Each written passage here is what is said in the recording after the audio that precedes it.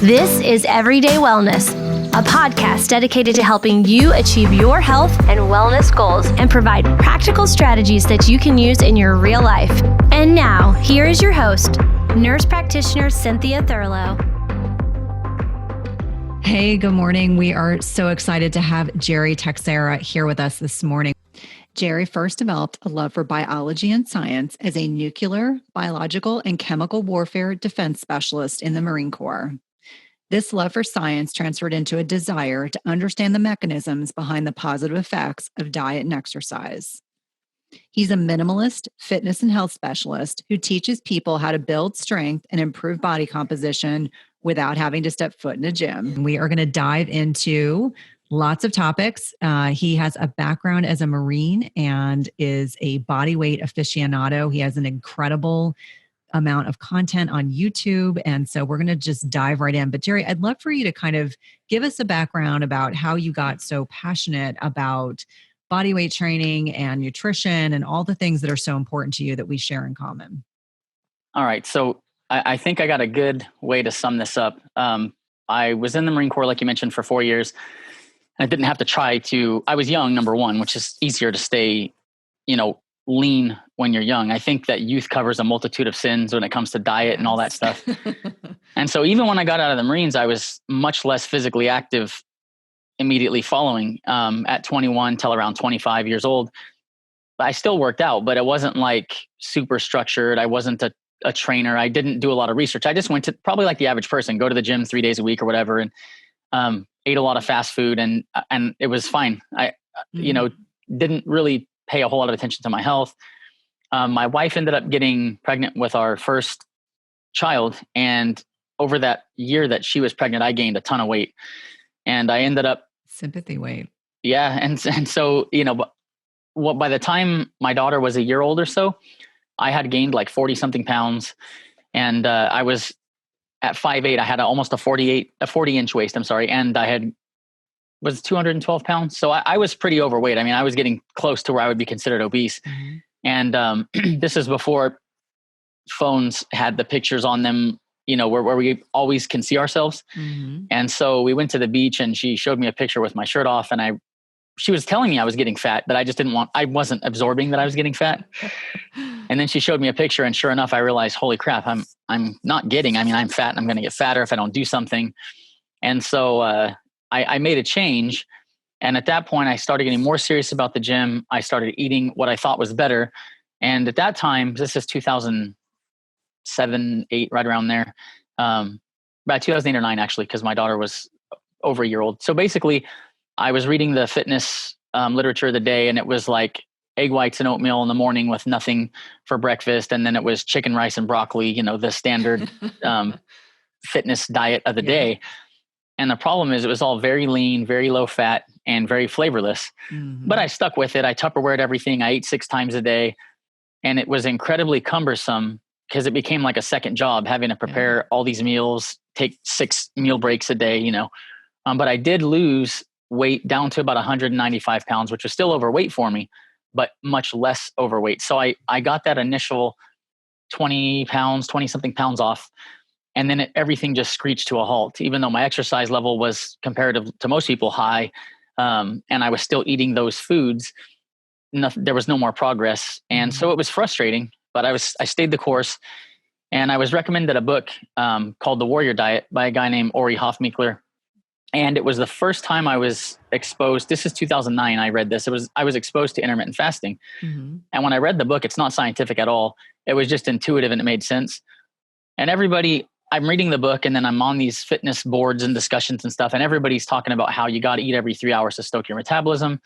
And when I said, hey, look, I'm going to try this. I'm going to do this intermittent fasting. People are like, oh, you're going to lose all your gains. Your muscles are going to disappear, Yeah. And I've always been an N=1 experimenter. I like to experiment with things. So I decided, hey, I'm going to try this. And so I went from about 195 pounds. I started intermittent fasting and I just did it like the book. I ate 1 meal a day. Mm-hmm. And so I did OMAD way, way before most people had even heard of it. Yeah. And I ate 1 meal a day and I wanted to put it to the test and I was tired of cooking all this chicken and rice and everything. So what I did is I worked close to a Chipotle. So I would get off work and I would go to Chipotle and eat the biggest, most monstrous burrito with triple meat and all this stuff, chips, guacamole. I mean, I overate, but I did it in the one meal. And I over 6 weeks, I got down to 172 pounds. So I lost all the rest of the weight fairly quickly. And then from there, that kind of opened me up to, I started reading the literature on intermittent fasting, which led me to reading about increased, beta hydroxybutyrate and ketone levels and all this stuff. So I started getting more into ketogenic science. Then I switched to intermittent fasting while also ketogenic. Then I ended up experimenting with different windows. So 8-hour window, 10-hour window, 6-hour window. And over the years, what was really interesting to me is I would go to the gym and work out, but I was never really, I wanted to gain muscle and strength and all of that. And I think if everybody's being honest, there's a little bit of vanity. You want to look better. You know what I mean? We're a society, and the world has been forever, that does prioritize your appearance, and people judge you on it. So I don't think it's shallow to say, yes, I would like to look better. But I was also, as I started to lose weight and my blood work and everything got better as I went to doctor's appointments, I care about my health right now. At this point, I have kids, but also it's not just about being healthy, but you start reading these studies where, mammals, various types of mammals, and actually fruit flies and yeast, but they're extending lifespan with dietary intervention. So then as I'm reading about fasting and ketosis and all these different things, it doesn't just become about, okay, I want to be fit and healthy. I start looking at, hey, I want to live as long as I can. And the longevity, for whatever reason, even at like 30 years old at this time, the longevity science just totally attracted me, and I was really, really interested in it. And so that's what's kept me to where I really enjoy reading the research, is the potential longevity benefits to how you can eat, how you can exercise, and the things that you can do, how they can benefit you from that standpoint. Now, obviously, if you're healthier and you're warding off disease, you can live longer. But even in calorie matched situations, how then further tinkering could potentially cause a longevity benefit. So that's where most of my mind frame, or where my mindset is when I'm doing things for myself, how I'm eating, how I'm training. And then on the exercise front, the reason I stopped going to the gym was when we had my daughter, the first year especially, it was really difficult for me to just tell my wife, hey, see you later, I'm going to the gym. Because it was like my thing. She didn't work out much at the time, but she also wasn't overweight. And so I basically had to work out from home, and it was super inconsistent that first year after which is how I gained a lot of the weight. So round 2, when we had my son, which was 5 years ago, I knew I wasn't just going to be selfish and bail out to the gym on her for, an hour and a half a day. And so I decided, okay, I'm going to work out at home.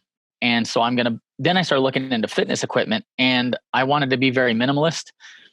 And going back to the Marine Corps, I was very fit doing just calisthenics. We never lifted weights unless it was recreational on your own time, but boot camp and all that, you don't lift weights. And so, at least at that time. And so I thought, okay, I can do calisthenics as the foundation of what I'm going to do at home. And my first experience with calisthenics was for endurance, which was at boot camp. And I think that's when most people think about body weight. They're thinking P90X, they're thinking push-up, hundreds of push-ups and body weight squats. And so people equate body weight training or calisthenics with endurance, not with real strength. They think real strength, you got to go to the gym and lift weights. And coincidentally, when my daughter was 3, we put her in gymnastics. So fast forward, this time she's about 10 when my son was born, and she's getting higher level. And I was exposed to male gymnasts that are higher level and female gymnasts. UCLA, we would go watch the UCLA girls. They don't lift weights. It's all body weight, but it's body weight strength. And so when you look at these male gymnasts, you look at these female gymnasts, they've built their foundation and they've built their strength and their muscular hypertrophy. This has come from calisthenics, but it comes from calisthenics being applied specifically to build strength, not endurance. And so not that they don't care about endurance, but they have specific, they strength train utilizing body weight. And so round 2, when I decided, okay, I'm going to work out from home, but I'm going to focus on calisthenics, I started reading into gymnastic style conditioning and looking at these street calisthenics people. I started looking at all these different people who practice body weight training. And then I took basically standard strength training protocols or standard bodybuilding style protocols. So basically what people would do in the gym to build muscle, I just traded out those exercises for either equivalent body weight exercises or what grouping of exercises can I use with body weight that would get me the same thing I'm getting if I was able to go to the gym and lift. So I kind of adopted a little methodology from gymnastic strength, a little bit from some street workout, culture. And I tried to take basically a risk reward and traditional strength training principles and look at what are these street guys doing that from a standard training, like what do they do that I could do safely? Like I don't do these like pull-ups where you're flying off the bar and clapping in the air, because that kind of stuff might look kind of cool, but you risk injury, and most people are never going to do that. And so my system is basically slow and controlled movements. It's based on like classical strength training principles, and we're just subbing in body weight as your movement for that strength element. So that's how it differs from if you watch the New York City street guys and women that do it. Is the best way I can explain it. If you do a box jump, and people are familiar with a box jump, there's nothing wrong with box jumps. It's a great exercise. Most injuries in the gym do not happen from slow, controlled weightlifting. Most injuries in the gym happen from box jumps and CrossFit style pull-ups and things that are ballistic, where there's lots of movement. That doesn't make them bad if you're doing them for a specific purpose. But for most normal people, like I've never programmed a box jump for anybody ever. If they want to do them, I'm totally okay with that. But from a risk reward standpoint, I would rather you do proper squats or some type of variant of squats, because it's not impossible, but I've never had an injury from somebody doing a squat ever. Right. And then you take people doing, for example, box jumps, and I've had young, strong athletes get injured. Yeah. And so that's kind of in a nutshell, it's classical strength training without the ballistic dynamic jumping around that you see in a lot of calisthenic stuff, because that type of stuff increases your risk and for a minimal reward, so to speak. So it's just so people understand that's where my content comes from. And so I try to look at everything from a staying safe and effective standpoint. But you're probably not going to get all the exotic, crazy bouncing around stuff if that's what you're looking for. Yeah. And there's absolutely nothing wrong with that. I think that sounds great. I'm at a point in my life, I'm in my 40s, and I think a lot of the cost benefit, like I no longer am passionate about skiing, because the likelihood I'm going to blow out a knee at some point is not if, but when.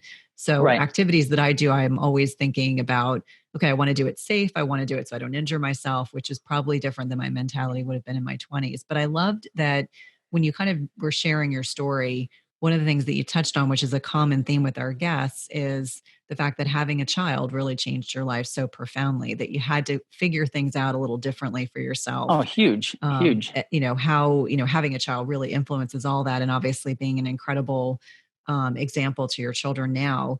So you touched on a couple of things. You mentioned, ketogenic diet, you mentioned being low carb. Where do you hover at this point? And I'm sure you probably have some scientific basis for why you're hovering in your particular nutritional paradigm, but I would love to hear how you kind of progressed. And obviously for anyone that's listening, when we're talking about ketogenic diets, it's typically less than 30 grams of net carbs a day. And so that's where that differentiator. People can hover in the 50 to 60 grams. They're not ketogenic. They are low carb, but they're not there. Yeah. So I was basically in 2016, spring or so of 2016, I was at that point doing 1 meal a day, and it was keto below 50 grams of carbs, which the amount of carbs that you can take in and still maintain a state of nutritional ketosis varies by the person.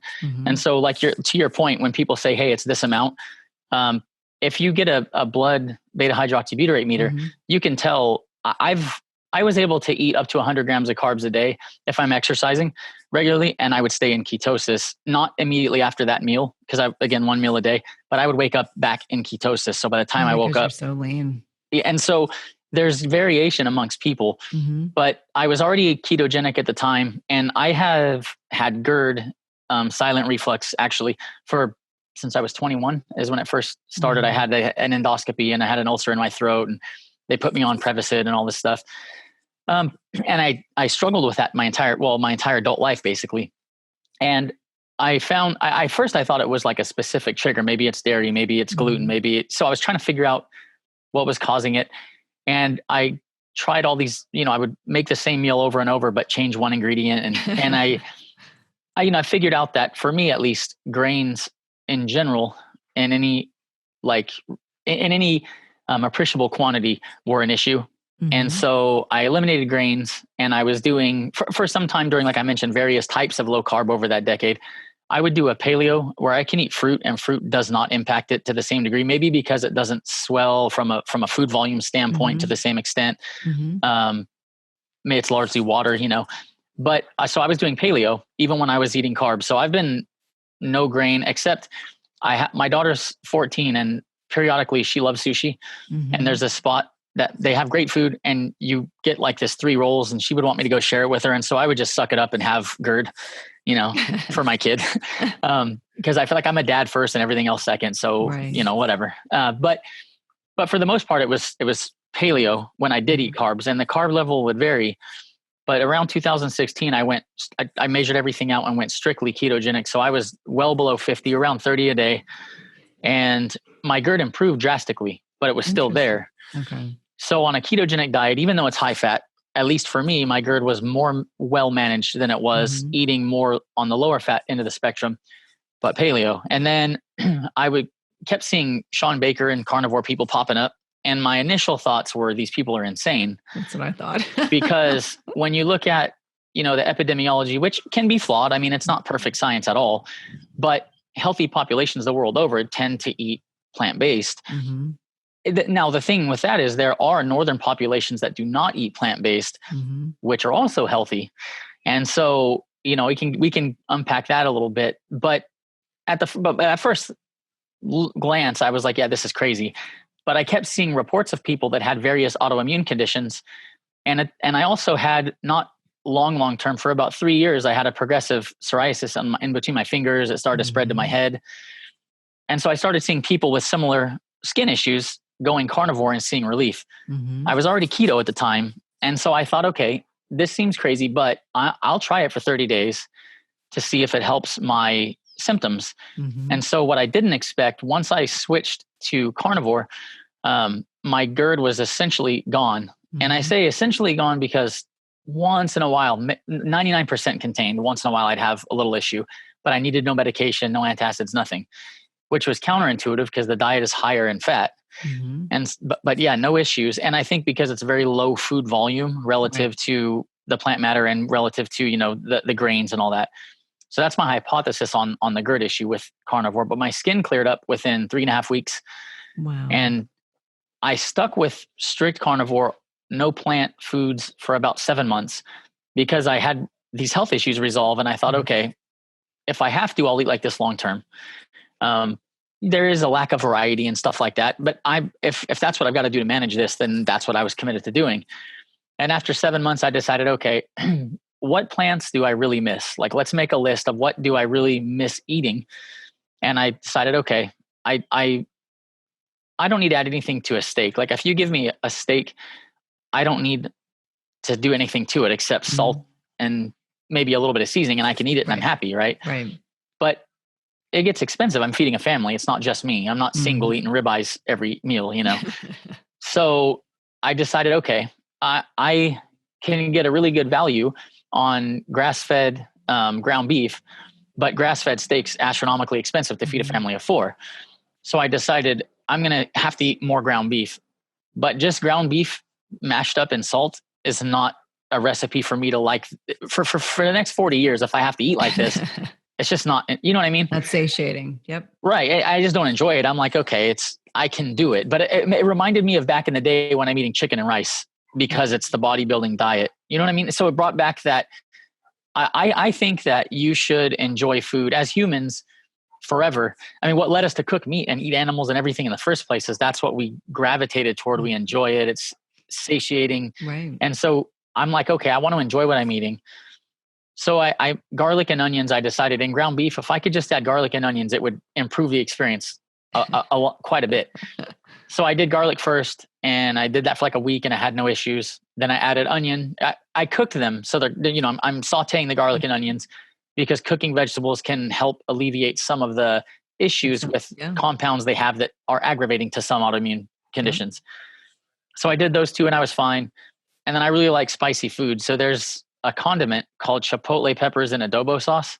Yep, we have it. It's so good. And so I got that. And some people care about a little bit of soybean oil. Some people don't. A lot of brands put a little bit of soybean oil in there. So if you're a stickler about that, make sure you find one that does not have soybean oil. They are out there, but they're less common. So a ground beef bowl. So what I'll do for my kids often is we'll make ground beef, and I'll make rice and beans, and we do guacamole, and they make their own chipotle style, at home. So it's really easy for me to just throw, at that point, I'm garlic, onions, a little, stir in some chipotles, and it flavors, and then I love eating it. So my skin complied. It didn't bother my GERD. So I was like, okay, I can do this. And then I didn't really miss any other plants. And so a few months later, this would maybe I'd carnivore for about 9 months at this point, maybe 10 months. I started throwing cilantro in there when we make Chipotle bowls. I had no problems with cilantro. I know some people hate it. God, I love cilantro. It's a wonderful, wonderful herb. Yeah. You can throw it in ground beef and it tastes like you're eating real Mexican food. You know what I mean? Yeah. So for me, I did that. And so basically I started looking at plants as meat enhancers. And so if I'm going to make, ground beef, I'm going to have shredded pork or whatever, garlic, onions. So mostly it's just spices or those types of bulbs and stuff that are used as spices at this point. And then I've since added avocado with no problems. So I'm still, I guess you could say, like very heavy, not quite carnivore, but maybe like if you look at the Inuit or you look at the Northern Scandinavians and that type of stuff, they were very heavily animal based.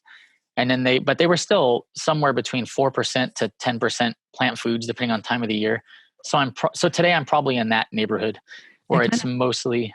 Yeah, I kind of call that carnivore-ish. That's kind of where I've nicely settled after my hospitalization last year, and was paleo for years and did fine with that, and got out. And, of course, I had 2 physicians telling me just to eat ice cream and drink Boost to gain back 15 pounds. And thankfully, my gastroenterologist, who is totally on board with me, was like, if meat is what is working for you, keep doing it. And so I did that for months and months and months. It was the only thing that my body would tolerate when my digestion was so off. So I always say now I'm carnivore-ish. Like Sean wouldn't necessarily turn up his nose if he were to look at, what my meats look like. But for me, it's like I have like 5 or 6 vegetables that my body tolerates right now. Asparagus is one. Yeah, my wife likes green squash, like zucchini, and my kids will eat zoodles and stuff like that. Yeah. So when I make zucchinis, I'll just throw some of those on my plate with, again, it's just garlic and onions, and I'll just pan fry the garlic and onions with a little bit of zucchini, slice some avocado on top. So it's literally the same little group of vegetables that I will eat if I eat them.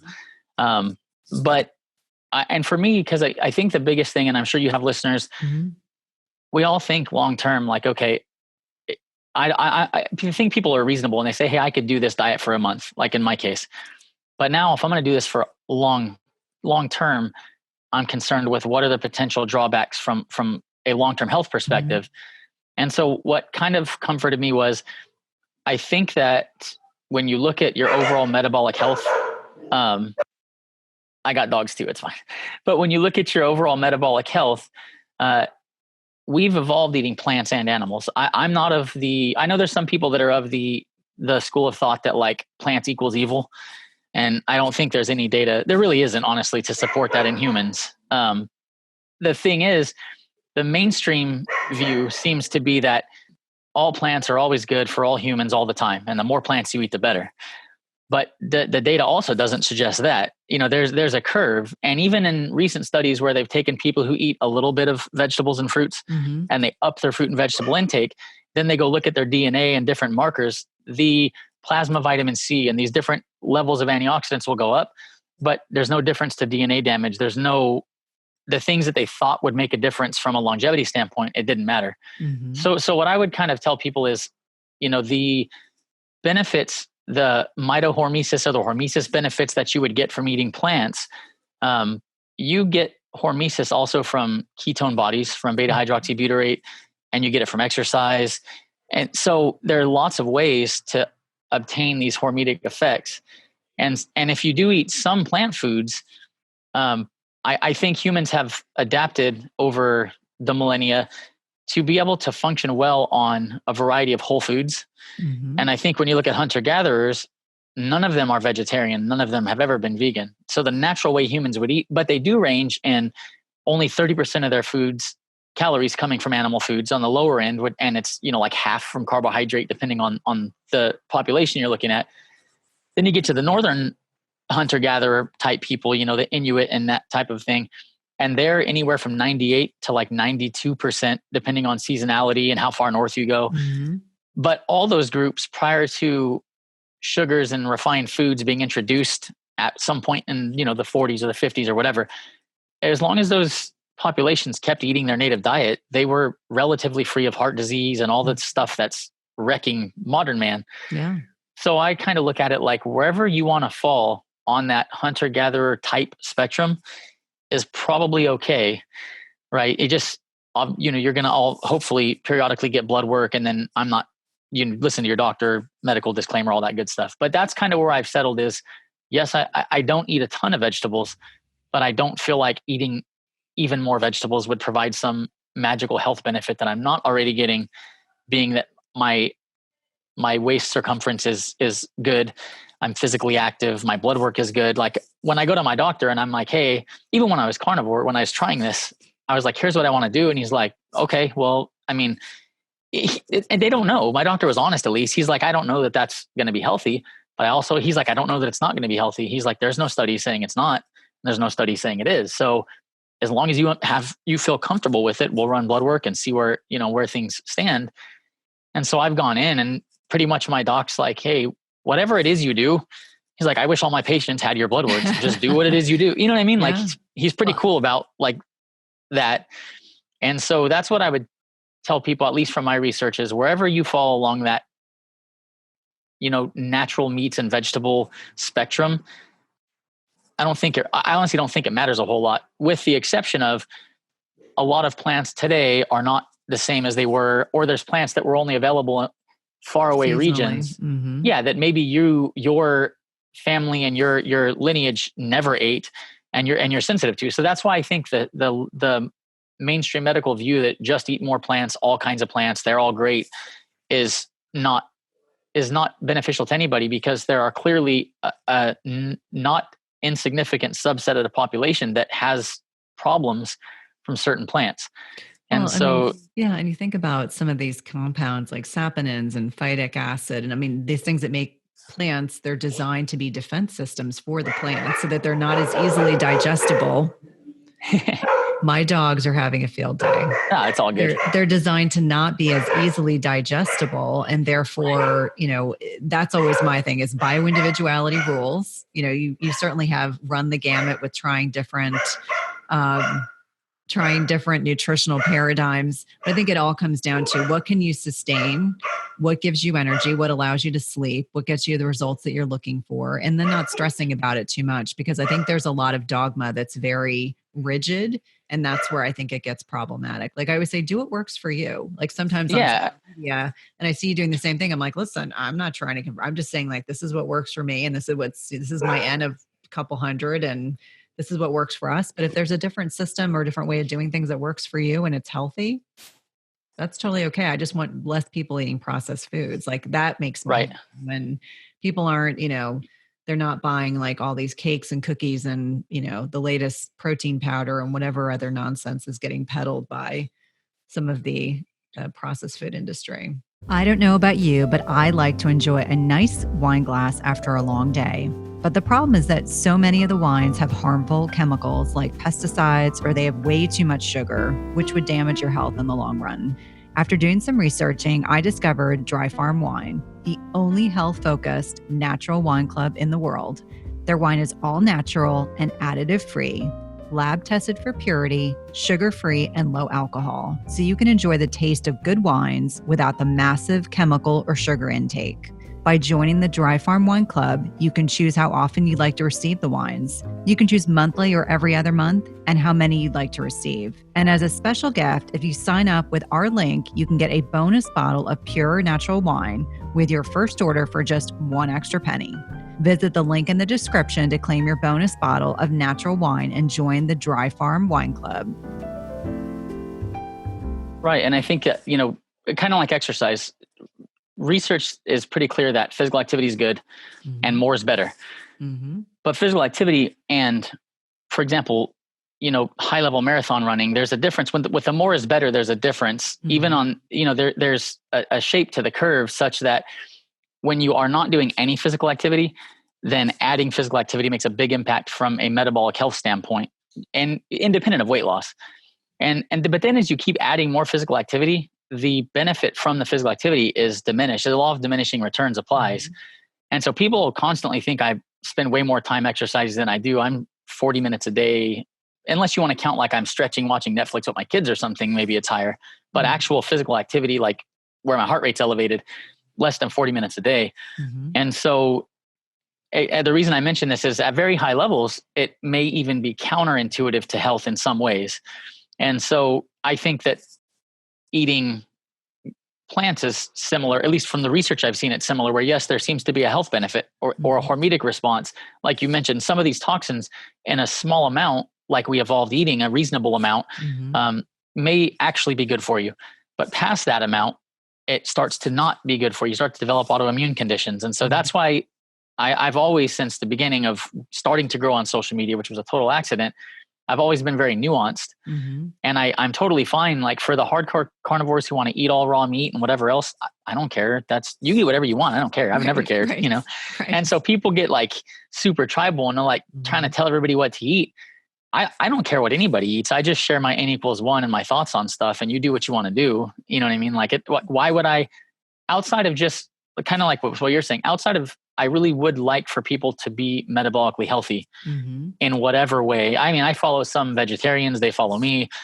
At the end of the day, I want to be able to execute my constitutional rights to eat what I think is going to benefit me from a health standpoint. And for me, I'm going to eat animal foods. And if you don't want to eat animal foods, that's totally fine. We can be friends. I don't care. I don't care what you eat.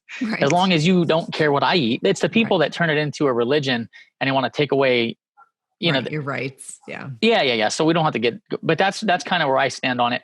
And so for people that are listening, I do think if you want to eat plants, it can be beneficial, but definitely there's a curve to it. And I think what caused my autoimmune conditions when I was keto is I was eating a lot. It was heavily plant-based. I was eating meat. And everything for sure, but I was eating huge kale salads, spinach salads, like the size of kale. That's what we call it, killer kale. Giant bowls, so tons of oxalates. And in my mind, I was just thinking, well, the more plants, the better, right? From a general health standpoint. When I really started looking at, okay, forget epidemiology, what controlled research do we have? All the controlled research on just piling more plant foods, it was like, okay, there seems to be a benefit when there's some plants, but once you keep adding, that's not the case anymore. Point. Yeah. So for anybody that needed to hear that, that's where I stand on the issue. That's all I'm going to say about it. But I think it's really critical because you've used your own body as kind of a science experiment, and it goes back to just because someone else said that kale or spinach, I'm just going to pick on them for the moment, that they're hugely beneficial. My healthcare provider calls it killer kale because of the oxalate issue. And then as people become more, if they understand the science behind what oxalates can do non-beneficially to our bodies, it starts to make sense. Like for me, I'm on an oxalate-free diet or a low oxalate diet for the reason that it really aggravates my gut. But I'd love to pivot.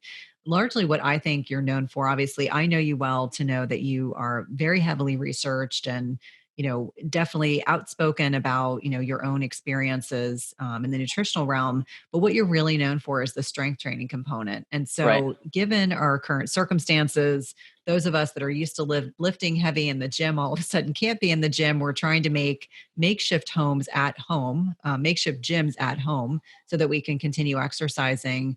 I'd love for you to kind of talk about what are the ways you work or what are the ways that you walk clients through the process of creating a home gym so that they can continue getting the gains or continue, working on their muscle or continue being active. What are the ways that you start working with your own clients? Okay. So the reason that I focus on strength is because majority of people either don't understand why they should focus on building strength, or if they do understand why, they don't understand just the very simple principles to follow to make sure that you continue to do so in the long term. And so one of the most important reasons for physical activity is for the general health benefit, right? Like I mentioned before, yes, you're going to look better, all that stuff happens, but it's extremely beneficial from a longevity and health standpoint. And all physical activity will help improve your health. So if you love to go jog, when the weather's nice, I'll run like outdoors 2 days a week. I love going just out into nature and going on nothing crazy. I'll take my dogs and we go like 2.5 miles. So I'm not marathon running, nothing like that. But from a mental health standpoint, there's a lot of research that shows that greening and time spent in nature benefits you. Mm-hmm. And so especially while we're all on lockdown, don't just sit inside your house, because you will go crazy. Like you will get depressed. Get outside, go for a little jog. And I'm talking 9.5 minute, 10-minute miles. Like this is very slow, leisurely pace. That lower to low moderate intensity cardio is hugely beneficial for your mitochondria. It's really healthy. So I'm not where all I do is strength train, and I don't recommend people only strength train, but that's where I think my expertise can help benefit people the most. I don't need to teach people how to go jog, right? And so, but the reason I mention that though is when you look at blue zones and they look at there was a Hawaiian men longevity study, and these different studies they take people when they're seniors and follow them through to find out how many make it to be centenarians. And of course, having the right genetics is huge for that, right? You just get lucky. Some of them smoke and drink and everything else, and they make it to 100. But what people always focus on when they look at these longevity and these blue zones and all that, which there's arguability about the accuracy of the data in the first place. But people always look at diet and it's like, oh, they eat this and they eat that. And that's true. I mean, you can look at the commonalities in diet, which they're essentially all whole food. That's the commonality, to be honest with you. But they have strong social support structures. They spend a lot of time with family. The grandparents generally live at home. It's very tight knit. So grandparents still feel useful. They help raise the grandkids. You look at other trends. And so we always focus on diet, which within the blue zones, once you say, hey, they eat whole food and they don't overeat as a rule. Outside of that, I don't think it matters what the hell they're eating. If they're eating more meat, more vegetables, it's whole food. Right. But you've got to look at the lower incidence of depression. They spend time outside, they get sunlight. It's the lifestyle overall that leads, it's the social structures, all these things. But one of the things nobody ever talks about is their grip strength and their actual strength. The ones that are the strongest live the longest. And it's the average correlate. It's about 2/3 of the people. So yeah, some of them are weak as they get to be centenarians. But the strongest correlate out of all these studies is strength. And so I try to make people realize that building strength is probably the single biggest one thing, because we can say, hey, diet's more important than exercise. But within diet, are we talking ketogenic? Are we talking, there's so many types of diet and everyone will argue over which one's the best. But no matter which way you eat, even if you're vegetarian, you should be strength training, because strength is a very strong correlate to longevity in humans. And so that's the primary reason why I focus on teaching people how to strength train at home with zero to very minimal equipment, is because I think it's so important from a general health standpoint that everybody, whether they're still fat, whether they're not fat, whether they're a marathon runner, even if you're an endurance athlete, you should also strength train.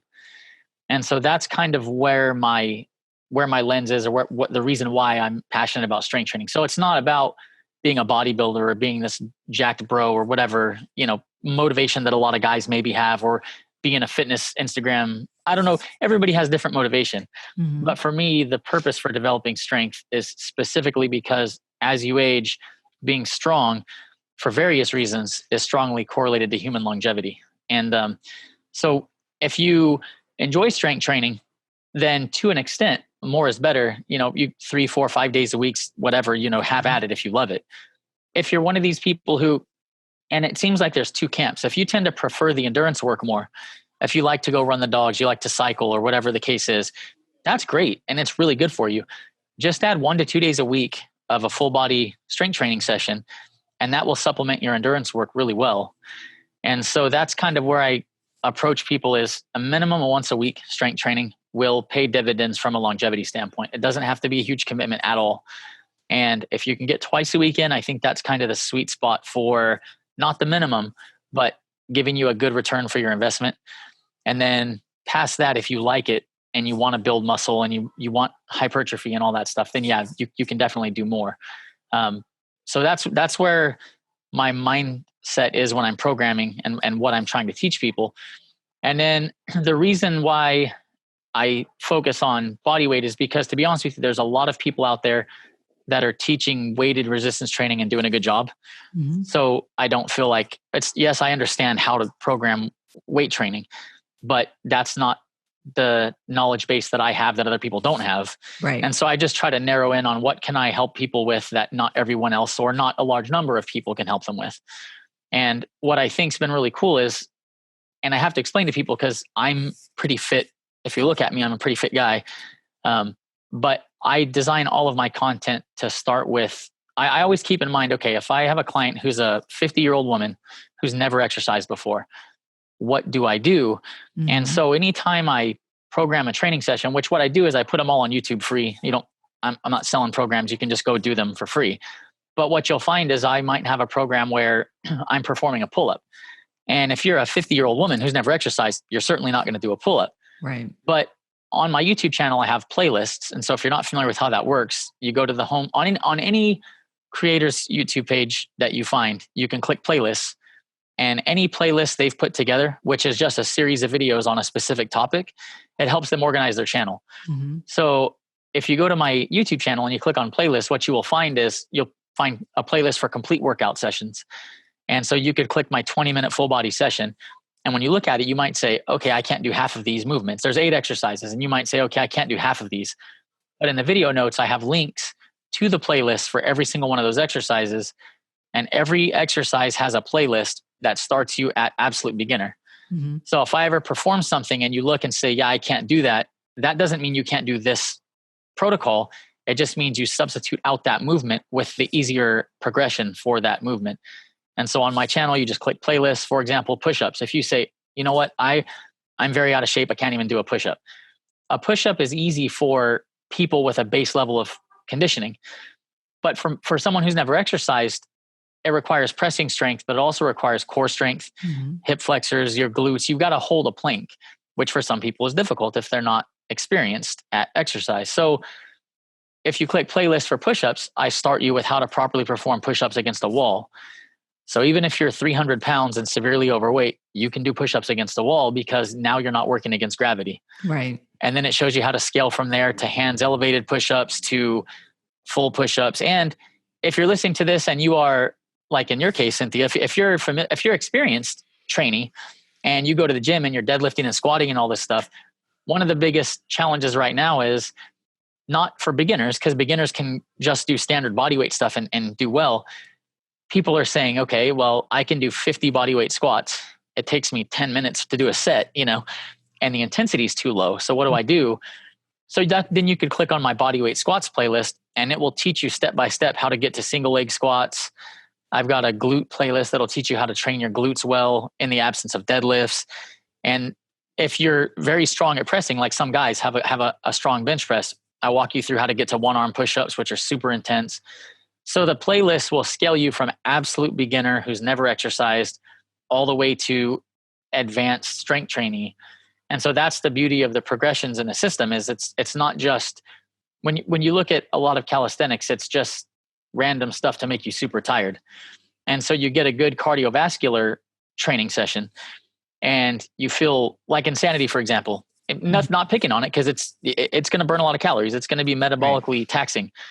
But if you're out of shape and you do Insanity, if you're out of shape and you do P90X, you will increase your caloric burn and you will build some base level of strength.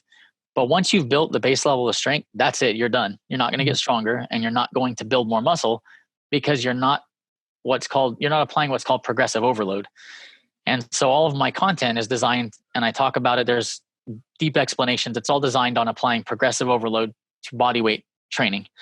And that's what's the easiest way I can describe progressive overload in a nutshell is if you go to the gym and you bench press 100 pounds and you do that and you're targeting, let's say 8 to 12 reps, whatever, if you got a trainer, somebody told, whatever your target is, you go, okay, I'm doing 8 to 12 reps.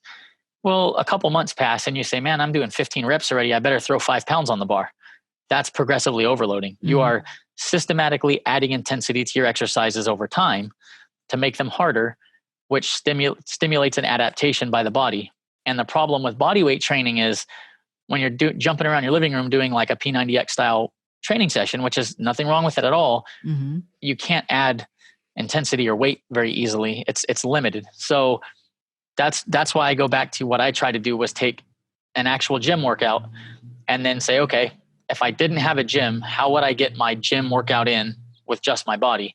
And that's where the progressions come into place. We can't add 5 pounds to the bar, but we can make the push-up harder by shifting the body a little bit. We can make the squat harder by starting to work on one leg variance. And so that's what the way that you would look at it if you go to my channel is when an exercise starts to become too easy, meaning that you can do lots of reps, you say, okay, I'm ready to try the next progression. And then instead of adding weight to the bar, you move on to the next little bit harder and a little bit harder. And then that's kind of how it works. I think that's an incredible explanation. And I almost feel like you're educating me in the process. As someone that likes lifting heavy weights, it's been a little bit of an awakening being at home and doing body weight exercises. Ironically, last week I did my first pistol squat. And so that's a one-legged, is that hard? So for someone that squats with weight, to go to working out from home and just doing a pistol squat, I was shocked at how difficult it was. So it was good. I mean, that was a good thing for me. I was like, this is fantastic. And like you mentioned, it's like putting more weight on the bar, except being at home, you're going to do a different variation to stress that muscle, to force your body to kind of build what you're already existing with. Now, if someone were going to your website going to YouTube where you have all your content, which is and please check it out. It's like an incredible resource, even for me, being someone that is fairly knowledgeable about these things already. What are key pieces of equipment if people were looking to build a home gym that you would recommend to them? I can actually see them probably in your background of your backyard as I'm talking to you right now, but would be key things that you think are really critical to have as part of your home gym? So if you've got about 4 feet in width and 2 feet in depth, just a standard squat rack where the top doubles as a pull-up bar, which most of them do. That's very common. And you can get them anywhere from around $120 is pretty average. That would be the one thing that I would recommend. You can hang from it, which the thing to keep in mind, and a lot of people, even when they go to the gym, they tend to, everything they do is then barbell or dumbbell, right? And so I try to tell people you should add in a limited amount of body weight training, even if you prefer weighted dumbbells and barbells. And so that's the reason why something to hang from, because structurally we're great apes. And so even if you can't do pull-ups, just hanging from a bar. So you want to work your core, right? Lots of women, especially, you want to work your abs, crunches and all that stuff. There's a place for different types of movements, but if you hang from a bar, you're going to strengthen your grip, strengthen the forearms, strengthen the shoulders, and you can do leg raises or bringing your knees up as a very entry-level movement. But doing it in a hang versus doing it on the floor is vastly superior from the overall benefits you're going to get. So even, because a lot of times women will tell me, well, I can't do pull-ups. Do I still need a pull-up bar? And I'm like, yes, you do, because you want to hang, right? And because from developing your core, if you look at, again, I'll go back to gymnasts. If you look at gymnasts, their cores are just insanely powerful. And pound for pound, they're the most powerful athletes in the world. And the female gymnasts, yes, some of them are fairly muscly, but these women don't look like bodybuilders. You're not going to get manly from this, So I definitely think, like you see behind me, a standard squat rack with a pull-up bar on top, and then a set of gymnastics rings. And the reason I like the rings, they're only $30. So they're a very minimal investment, and they're extremely useful for building upper body pressing strength. But for most women, until you start to get much more advanced, you are not going to need them for that. But what they do allow you to do in minimal space is rows. And rowing is really important in any fitness routine, regardless, because if you think about it, when we pick things up, we're pulling. So when people start doing body weight training, and I see it all the time on Twitter and on Instagram and stuff, it's like, oh, I'm going to do 100 push-ups every day, and I'm going to do 100 squats every day. Those are fine. But when you do push-ups every day and you do no pulling, you're developing, you can develop abnormalities structurally. So you get basically where you are front or anterior dominant, your posterior is not strong enough, and you can start having low back pain, shoulder pain. So it's important to remember, okay, if I do pushing, so I'm doing push-ups or I'm going to do a bench press, I need to also do pulling. Yeah, push pull. And so if you have gymnastics rings, you can do body weight rows, even if you're not super strong, because you can adjust the height of the rings to make the rows really easy to where you're not working against so much gravity, or you can lower the rings very low, make them a lot harder. And how to scale things like that, I go over extensively on the YouTube. But basically, if you just have a pull-up bar and rings, you can get a very good quality training session, and that's like $150. And then if you're really limited on space, kettlebells can be great. So if you know, okay, I'm not going to buy a barbell and weights and all that, then I do think kettlebells have a huge advantage in that you can get a lot done with a very, very small amount of equipment. So kettlebells are great. The other thing that keeping space saving in mind, you can get a weighted vest, and you can get about a 40-pound weighted vest, which will make, even if you, like in your case, even if you're a fairly strong woman, push-ups at a 40-pound weighted vest will wear you out fast. I bet. But even squats, and because so you did a pistol, right? You can do assisted pistols, because for most people, it takes time. You got to build single leg stability, your knees and all that stuff. You don't want to go, I've never tried a pistol. You'll just fall over, right? You can't do it. But you can wear a weighted vest, and all of a sudden pistols have gotten much harder. Oh yeah. And so if we're talking about wanting to have minimalist equipment at home, rings, a bar, and a weighted vest will work for you definitely until you can get back to a gym, or as things happen in life where maybe you just get busy for a season and the gym becomes hard to get there and you're only able to go once or twice a week. You don't have a lot of space committed to like a full home gym. Right. The nice thing with a squat rack, and the reason, because you can actually get a doorway pull-up bar where you slide it up onto a doorway. My 12-year-old has one. Okay, they work. I've done them as a 200-pound. When I was 200 pounds, I was using one. That's how I got started in this. So if you're listening and you think, man, my door won't hold that, it will hold it. The only thing I will say, and this goes with if you start investing in a home gym, when you go to a commercial gym, they have a maintenance staff that goes around weekly or however often, and they tighten all the bolts on all the equipment so people don't hurt themselves. But when people start putting together a home gym, they never tighten anything. Because there's no point. Yeah, it's just, we just don't think about it. So what I always tell people is, if you get a doorway pull-up bar, over time, those little bolts can come loose and that thing can actually come off and you could get hurt. So just make sure that if you invest in home equipment to include a doorway pull-up bar, they are safe and they will not break on you. They're engineered to not break on you, provided you keep them tightened and you're following up on that. So definitely take care of the equipment. But even a doorway pull-up bar, you can hang rings from it. You can do your rows. I have tons of followers who that's what they have in their house. It's just a doorway pull-up bar and rings. So that would be kind of like, doorway pull-up bar is about $30 to $40. Rings are $30. So for about $70 until this quarantine ends, you could have a nice setup. If you want a rack like I have in the yard, 120 plus rings. And the nice thing about the rack is, like in your case, if you like to lift and if you go on Facebook Market, right now, maybe not because of the quarantine. But I will say, when this quarantine's over, lots of people are probably going to sell what they bought for half price or less. Yeah. So if you do want to have some weights, a squat rack will hold. You can do squats, you can do deadlifts, you can bench press if you buy a bench. Just having that squat rack and a barbell will get you through being able to do really efficient training sessions. One of the things when you walk in a gym, there's nothing wrong with all the fancy equipment. There's a place for machines, but you could never touch a machine and you could have only a barbell and you can do everything you need to have an incredibly strong, well-developed physique. So if you're building, don't fall into the trap that like, I got to have all this stuff or I can't get a good training session. Even if you want to build a home gym, just a barbell and some plates and a squat rack will be that you could get 80% of what you need out of just that. So that's what I would recommend, kind of like those tiers. No, and that's so helpful. And certainly for me, I've just been enjoying listening to, the wealth of information that you've shared. We'll definitely have to have you back. How can we find you? So it's just my name, which is probably the worst idea ever because it's complicated. But like on Twitter, it's just Jerry Teixeira, and it's TEIXEIRA, and then just Jerry with a J, this, traditional spelling. And it's my Twitter, my YouTube, it's all the same. And I'm most active on Twitter just because I follow a lot of researchers and people who I want to learn from. and they tend to be, academics tend to be most active on Twitter. And so I'm active on there for that reason. And also I find that on Twitter, people tend to share things, and it's a little easier to engage in that way.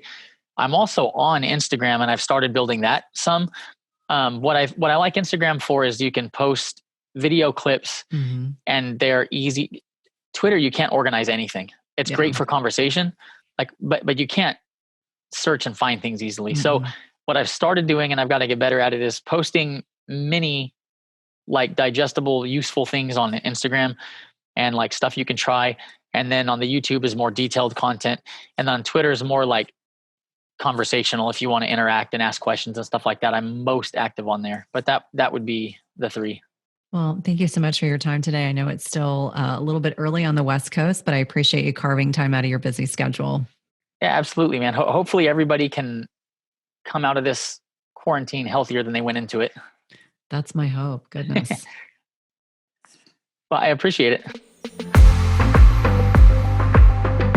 Thanks for listening to Everyday Wellness. If you loved this episode, please leave us a rating and review, subscribe, and remember, tell a friend. And if you want to connect with us online, visit the link in the show notes.